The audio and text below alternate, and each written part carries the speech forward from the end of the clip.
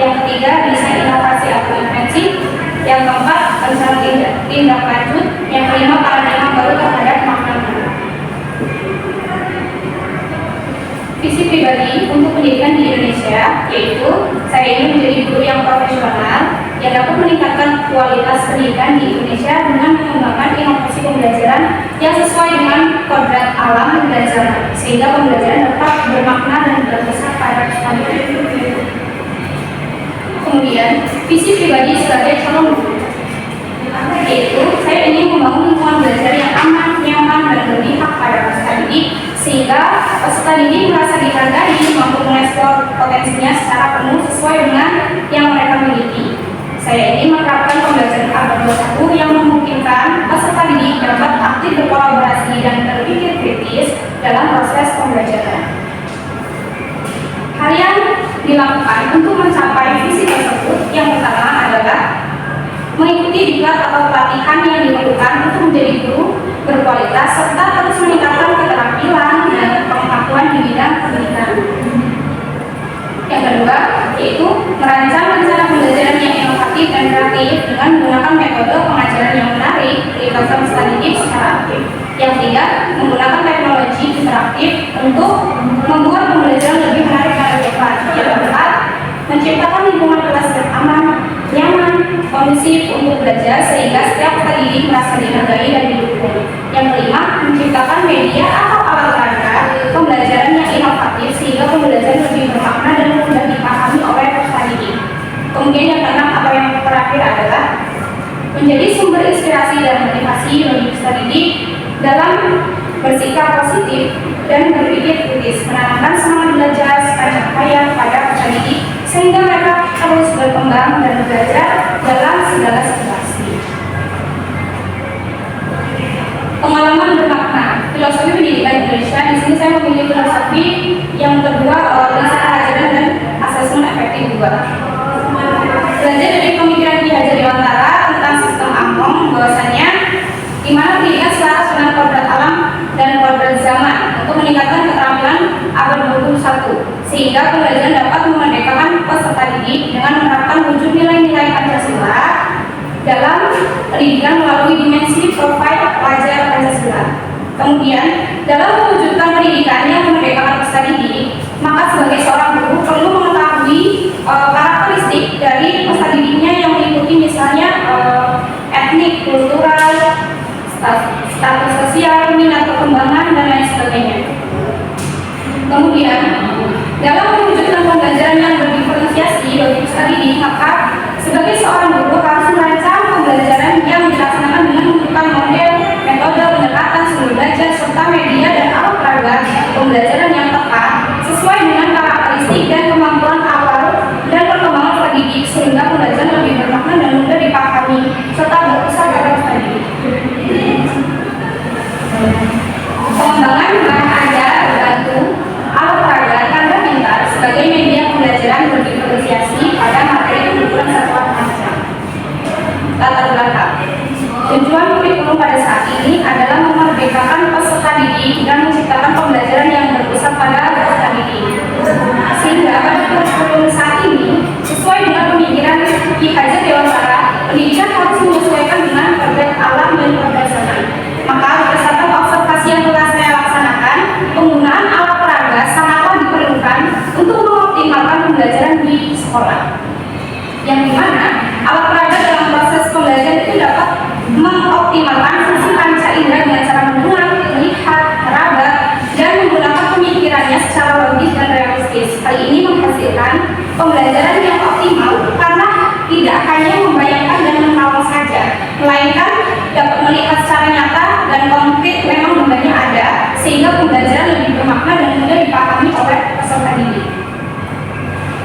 Desain inovasi atau invensi berdasarkan pengalaman bermakna dan latar belakang yang saya tuliskan sebelumnya, maka desain inovasi pembelajaran yang saya rancang yaitu yang pertama, rancang pembelajaran yang sesuai dengan karakteristik serta kebutuhan peserta didik dengan membuat model, metode pembelajaran yang lebih bervariatif sehingga diharapkan dapat merangsang keaktifan peserta didik dalam proses pembelajaran sehingga dapat meningkatkan hasil belajarnya.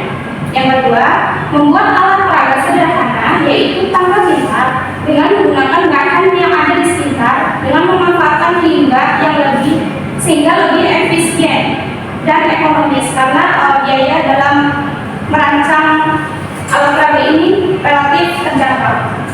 Kemudian yang ketiga, mengintegrasikan penggunaan alat peraga tangga pintar dalam pengerjaan lembar kerja peserta didik dengan harapan dapat mengoptimalkan fungsi panca indera dengan cara melihat, meraba, menggunakan pemikiran secara logis, realistis, sehingga siswa tidak hanya membayangkan dan merawat saja, melainkan langsung mempermudah peserta didik dalam konversi satuan panjangnya.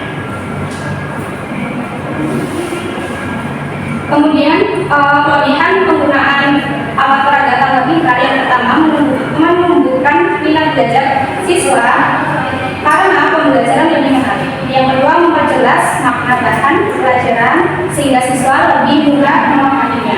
Yang ketiga, metode pengajaran akan lebih bervariasi sehingga siswa tidak akan mudah bosan. Yang keempat atau yang terakhir, membuat lebih aktif melakukan kegiatan belajar seperti mengamati, melakukan percobaan dan mendemonstrasikan. Kemudian di sini ada rencana tindak lanjut yang saya lakukan. Yang pertama adalah berkoordinasi dengan stakeholder yang terdapat di sekolah untuk menyediakan lokasi belajar atau menciptakan lokasi belajar yang aman dan nyaman bagi peserta didik selama proses pembelajaran. Yang kedua, melakukan observasi atau pengamatan terhadap peserta didik untuk mengetahui karakteristik dan kemampuan dari peserta didik. Yang ketiga, menyusun rancangan pembelajaran yang berdiferensiasi dengan pendekatan model dan metode pembelajaran sesuai dengan karakteristik dan kebutuhan peserta didik.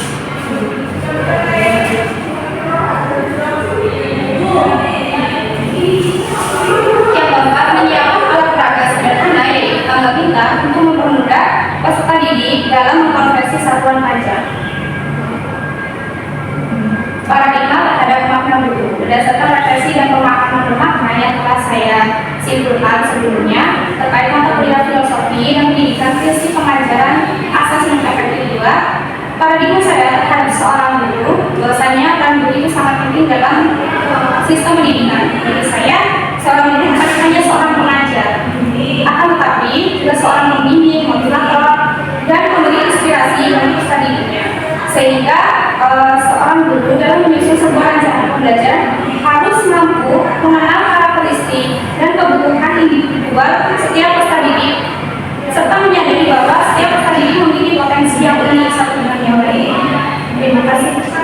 Sekian presentasi yang saya lakukan kepada Ibu Ili, Ibu Ila dan Ibu Ham. Saya persilakan. Oke.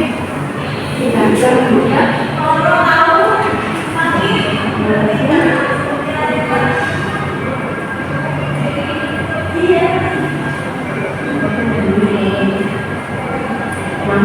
Nama saya Pastiwi Dwi Arti. Pastiwi Dwi Arti. Ya.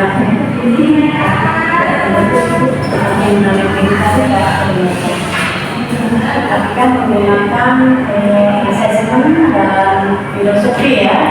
Iya. Untuk pembelajaran bermakna. Bagaimana kamu menggabungkan antara filosofi dengan prinsip pengajaran atau asesmen? Apakah ada titik temu dari kedua mata kuliah ini? Kalau menurut saya tentu ada ya Bu. Dari pengalaman yang saya pelajari dari filosofi pendidikan, bahwasanya pendidikan itu harus memberikan peserta didik. Jadi harus sesuai dengan kodrat aman dan pancasila. Jadi kalau zaman dahulu guru hanya menjelaskan saja, hanya menerangkan saja tanpa menyediakan alat peraga. Namun pada saat ini mengikuti perkembangan zamannya, seorang guru harus menyediakan alat peraga agar lebih bermakna dan lebih berpesan pada peserta didik sehingga selaras dengan konsep yang tertuang pada filosofi pendidikan di Indonesia. Kemudian di sini saya katakan juga berkaitan dengan prinsip pengajaran dan asesmen efektif juga karena dalam merancang pembelajaran itu agar berpusat pada peserta didik sesuai karakter peserta didik, maka diperlukan suatu model pembelajaran maupun metode pembelajaran yang sesuai. Jadi seperti itu. ya, bagaimana berpihak kepada siswa dan juga bagaimana memberikan model pembelajaran yang cocok dengan prinsip dan siswa. Ya, jadi kan sebelum kita melakukan pembelajaran itu kita melakukan asesmen awal terlebih dahulu untuk mengetahui gaya belajar tadinya bagaimana. Ternyata setelah kita melakukan hal tersebut atau melakukan kuesioner, rata-rata dari siswa itu memiliki gaya belajar yaitu visual dan kinestetik. Bahwasanya ini siswa lebih mudah menyerap pembelajaran itu ketika dia melihat benda-benda di dalam proses pembelajaran, lebih mudah dalam penyerapannya. Kemudian siswa itu sebagian besar itu memiliki gaya belajar kinestetik, bahwasanya dia itu tidak bisa diam berlama-lama. Jadi makanya itu saya memiliki inovasi untuk mengembangkan alat peraga anak pintar ini untuk supaya siswa itu aktif dalam mencoba secara langsung. Ini pada fase B kelas 4. Pembelajaran matematika. Kelas 4, kemudian kamu pakai kuliah berdasarkan diskusi dan filosofi dan kemudian pembelajaran berdiferensiasi. Gimana menggabungkan pembelajaran berdiferensiasi dengan prinsip pengambilan dan proses metode? Menyusun pembelajaran yang sesuai dengan karakteristik. Jadi ini menggabungkan antara gaya belajar visual dengan kinestetik. Kalau diferensiasi itu enggak karakteristik peserta didik. Jadi sebaiknya seperti apa? Kalau pembelajaran diferensiasi itu berdasarkan konten, proses, metode, ya. Lebih kepada bagaimana kegiatan pembelajaran berlangsung. Saya belajar kita masuk pada memiliki karakter peserta didik. Beda kan? Ya. Di sini saya menekankan dari kemudian pada saat bimbingannya, pada saat proses pembelajaran. Pada proses pembelajaran itu pada saat pengolahan data itu kan diketahui bahwasanya kemampuan peserta didik itu kan berbeda antara satu dengan lainnya. Maka setelah mengetahui perbedaan tersebut, untuk yang pemahamannya itu lebih rendah, mungkin pembimbingannya lebih dipusatkan kepada siswa tersebut. Namun pada pembelajaran yang saya rancang ini, itu saya tidak membedakan antara level pemahaman yang rendah dan yang menengah ataupun yang tinggi. Jadi dikombinasikan. Itu nanti kan pakai yang itu ya. Kalau diferensiasi sudah masuk pada bagaimana guru menyajikan materi-materi tersebut, ya, apakah akan berbasis produk atau berbasis aktivitas belajarnya itu atau kontennya itu atau proses, ya. Kita masih pecah-pecah dengan diferensiasi. Ya, Kalau TR berarti ini yang kemampuan butuh bimbingan, butuh tantangan. Ada yang satu lagi apa yang sedang itu, ya? Iya. Ya.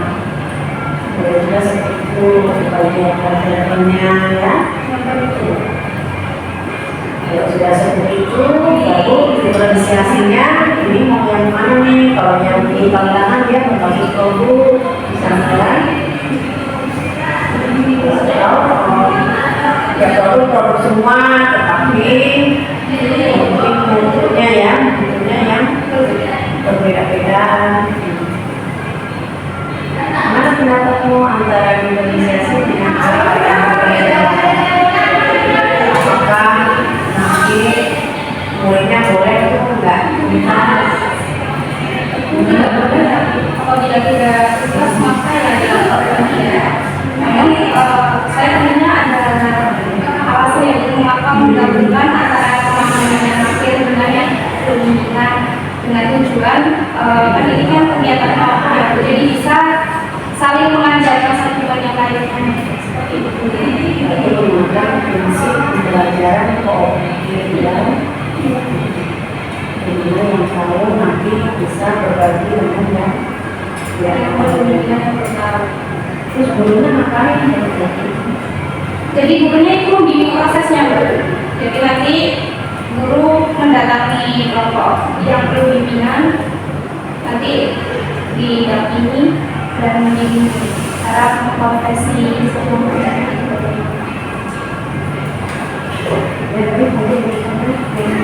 Terima kasih. Terima kasih. Terima kasih dari pasti ya. Iya. Kalau kita juga menghadap pelajarannya sebenarnya Iya. belajar apa alasannya untuk pembelajaran yang lain? Jadi melalui model pembelajaran discovery learning, siswa dapat mendorong siswa itu secara aktif untuk menyelidiki secara mandiri, membangun pengalaman dan pengetahuannya.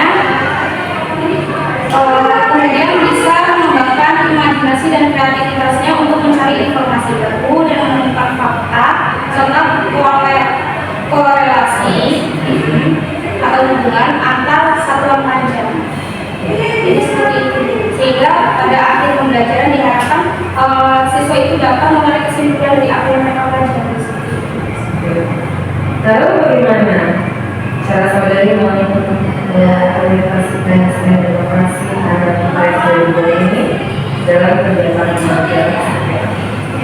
Jadi yang saya lakukan untuk mengimplementasikan desain inovasi saya, yaitu yang pertama saya tentunya mengenalkan alat perangkat ini ya, di depan kelas. Kemudian setelah itu saya mengenalkan bahwasanya satuan panjang itu ada beberapa, ada 7 bagian, yaitu mulai dari yang terbesar yaitu kilometer sampai dengan milimeter. Dan kemudian pada saat prosesnya itu saya memberikan soal percobaan di depan kelas, misalnya 8 kilometer itu berapa meter. Nah, setelah itu kita ambil angka yang sesuai dengan soal yang diberikan atau soal percobaan. Kita letakkan di depan tandanya di sini yaitu kilometer. Kemudian kita tentukan apakah arahnya itu turun atau naik. Kalau misalnya naik itu dibagi 10. Kalau misalnya turun itu dikali 10 dan diikut peripatannya. Kemudian di sini kita hitung dulu turunnya ada berapa tangga. Jadi kita hitung dari kilometer ke meter itu turunnya ada berapa tangga? 1, 2, dan 3. Berarti kita tinggal menambahkan 0,3 di depan tangga kita pada satuan saja.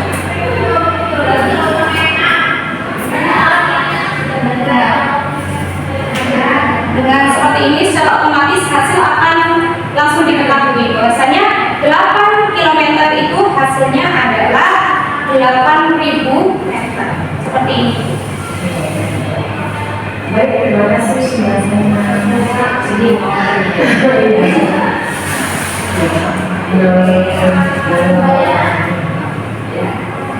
di modul ajar tadi kan maknanya filosofi Indonesia, apresiasi, disiplinasi seperti itu. Tapi di modul ajarmu itu kegiatannya AC itu apa hubungannya dengan ini? Karena kalau menurut pengalaman saya juga di sini saya juga berbimbingan. Karena menurut pengalaman saya kalau memakai unsur 4C itu memungkinkan peserta didik itu untuk aktif berkomunikasi, berkolaborasi, terus mengembangkan kreativitas. Itu semua 4C berpikir kritisnya apa? Kolaborasi komunikasinya apa? Kalau komunikasi itu banyak jenisnya, berpikir itu banyak jenis. Jadi kalau hanya misalnya Anda hanya bisa milih, misalnya guru menggunakan alat peraga, tanda pintar, itu adalah 4C. KC Communication. Gurunya itu bukan siswanya. Di sini siswanya yang dilatih keterampilan komunikasi. Keterampilan komunikasi itu apa? Ya, jadi karena hubungannya ke ya mata kuliah yang bermakna itu. Komunikasi itu juga salah lagi yang berpikir kritis. Jadi saling berdiskusi bahan Anda, komunikasi dan mengenal kritis. Itu sama mengenal kritis itu ada jenisnya komunikasi itu nggak ada satu dari itu. Ini pada fase bebas. Jadi nggak hanya gurunya mengenalkan alat kata komunikasi, gurunya komunikasi. Komunikasi itu menunjukkan lisan. Ya kalau KC itu. Dua pakai TPAC, TPAC itu kan digital. Maksudnya pakai teknologinya. Tak menyampaikan video pembelajaran. Video pembelajaran itu jadi TPAC tadi. Jadi harusnya kegiatan kita pakai teknologi, tapi hubungannya dengan mata kuliahmu, kalau yang mau ambil itu ya, kan udah dibahas kali ini ya, nggak sesuai. Oke, seperti biasa. Terima kasih Bu atas kesempatannya. Kurang lebihnya saya mohon maaf pada Allah yang Maha Ampun. Saya akhiri. Wassalamualaikum warahmatullahi wabarakatuh. Terima kasih. Terima kasih ya Bu.